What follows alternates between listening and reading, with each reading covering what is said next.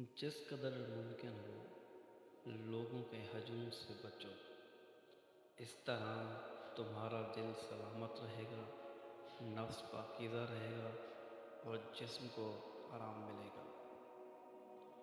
جو بات تم اپنے دشمن سے چھپانا چاہتے ہو اسے اپنے دوست سے بھی مت کہو، ہو سکتا ہے وہ بھی کسی روز تمہارا دشمن بن جائے۔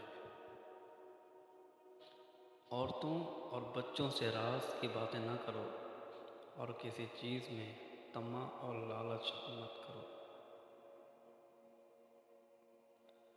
اصل ایمان یہ ہے کہ جب انسان کے دل میں بے حیائی کا خیال آئے تو رب تعالیٰ سے حیا کرے اور اسے شرمائے۔ جو بندہ زیادہ کھاتا ہے اور پیٹ کو بھرتا ہے اس کا ذہن سکڑ جاتا ہے۔ نزدیکی رشتہ داروں کی عداوت بچھوؤں کے ڈسنے سے بھی زیادہ تکلیف پہنچاتی ہے۔ احمق کی تربیت کرنا گنبد پر اخروٹ رکھنے کی مانند ہے۔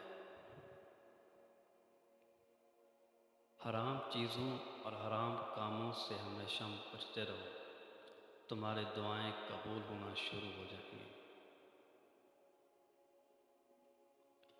جس طرح آگ کا ایک ذرہ عالم کو تباہ کر دیتا ہے، اسی طرح ایک گلہ انسان کی حالت تباہ کر دیتا ہے۔ جو انسان اللہ کی معرفت میں اپنی رائے قیاس پر اعتماد کرتا ہے وہ گمراہ ہو جاتا ہے۔ زبان درازی گمراہی اور نادانی ہے اور فخر کرنا قدر و منزلت کو گھٹاتا ہے۔ سب سے بڑا منافق اور بدبودار وہ شخص ہے جو آپ سے فائدہ بھی اٹھائے اور پھر آپ کو دھوکہ بھی دے۔ جس بات کا تمہیں پورا علم نہ ہو اسے اپنی زبان سے مت نکالو۔ وقت کبھی لوٹ کر واپس نہیں آتا، اس لیے ہر لمحہ غنیمت جانو اور زندگی کا کوئی بھی لمحہ ضائع نہ کرو۔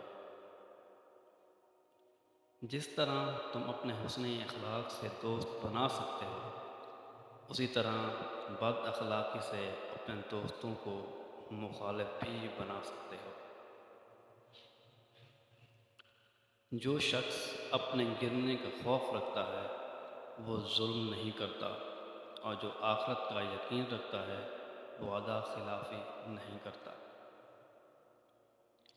چاپلوس لوگ دوستوں کی طرح نظر آتے ہیں جیسے بھیڑیے کتوں کی طرح۔ خدا کا پیارا وہ شخص ہے جو کسی بندے کو تکلیف نہ دے، خوشی اور غم میں یکساں رہے۔ اگر دولت میں اضافہ چاہتے ہو تو اپنی خواہشات کو کم کر دو، دولت مند ہو جاؤ گے۔ لوگ بیماری کے خوف سے غذا پہلے چھوڑ دیتے ہیں مگر عذاب الہی کے خوف سے گناہ نہیں چھوڑتے۔